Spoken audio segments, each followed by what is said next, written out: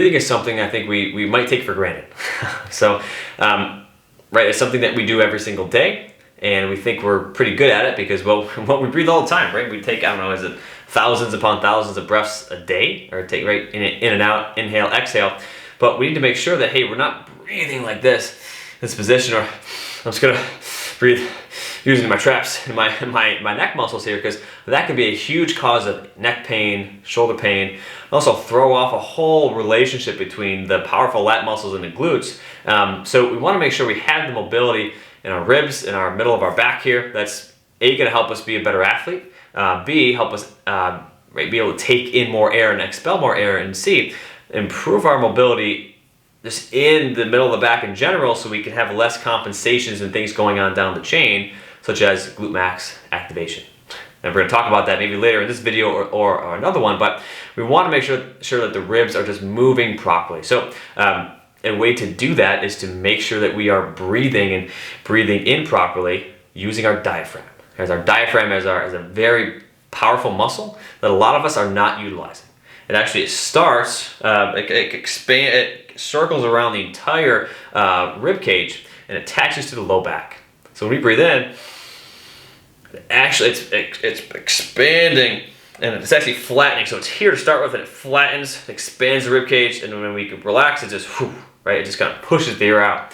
So we want to make sure we're breathing the right way and using this diaphragm. Again, it's a spinal stabilizer. If you have low back pain, it's also a very powerful muscle that will help us inhale and then exhale. What's going to help inhale, and then we passively just relax it, and the air comes out, because it's right, just letting the air out. It's like opening up a balloon, just floods out. So we're gonna lay on our backs,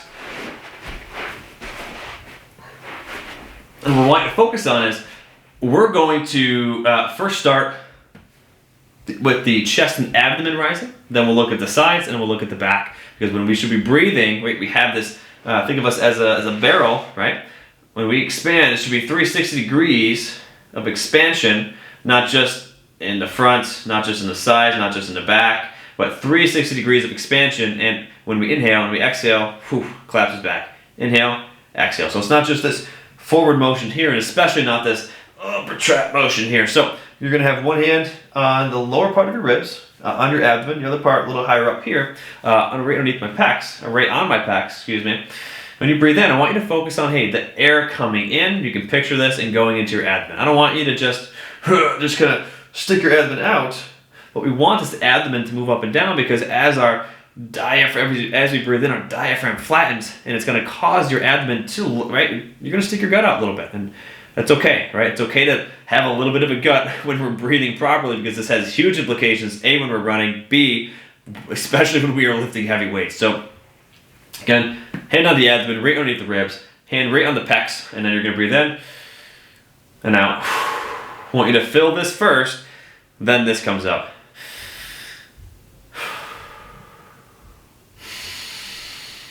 And I was actually doing it wrong. Breathe in through the nose, out through the mouth.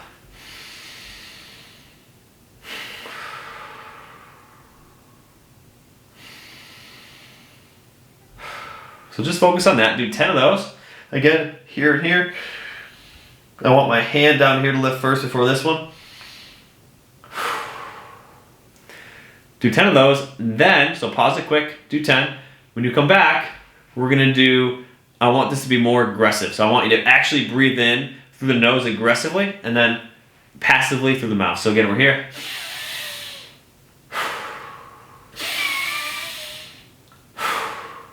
As I make funny noises, because one of my noses is a little bit clogged. So we're here.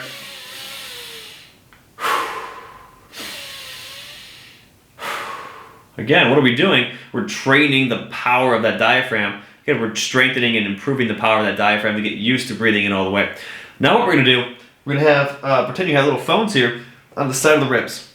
And as Kelly Stratton and as Pavel from Enter the Kettlebell likes to say, hey, we need to be able to expand not just in the front of our shield, our front of our shield being our chest in the front here, but also laterally out to the side and also behind us. So we're going to have one phone, two phone, right on the side here.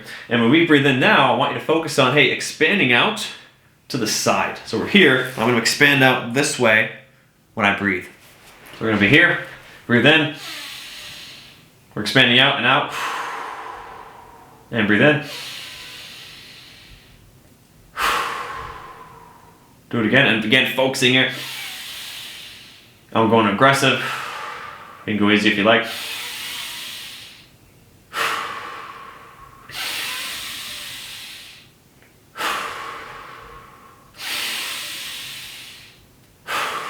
Again, focusing on expanding this rib cage out to the side. Last but not least, this one you don't really need to use your hands much. You can have them in these same spots, but also we're just going to expand our ribs down into the floor. So you can have a hand here and here to help cue yourself, hey, expanding up, out to the side, and then into the floor. But let's just start, hey, focus on pushing your back. You're not squeezing the glutes. You're not doing any rotations of the hip. Nothing else is moving. You're just breathing, focusing on pushing your ribs into the floor. So you're not, I'm gonna flatten my back. You're breathing in. So again, we're here.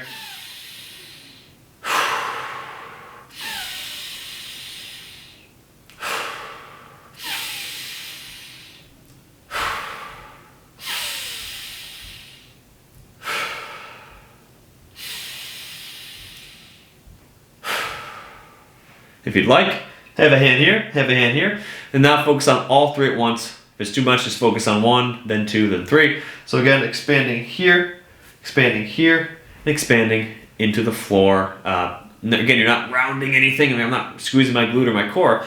I'm just focusing on, hey, pushing my ribs into the floor when I expand. Or excuse me, when I breathe. So we're here again.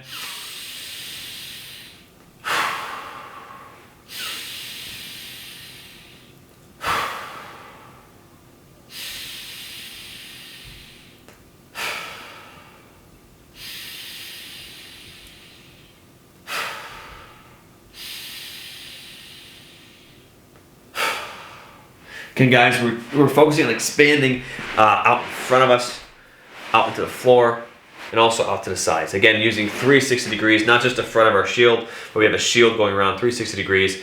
When you wear a lifting belt, right, when it's around here, breathe in, right, we're gonna brace.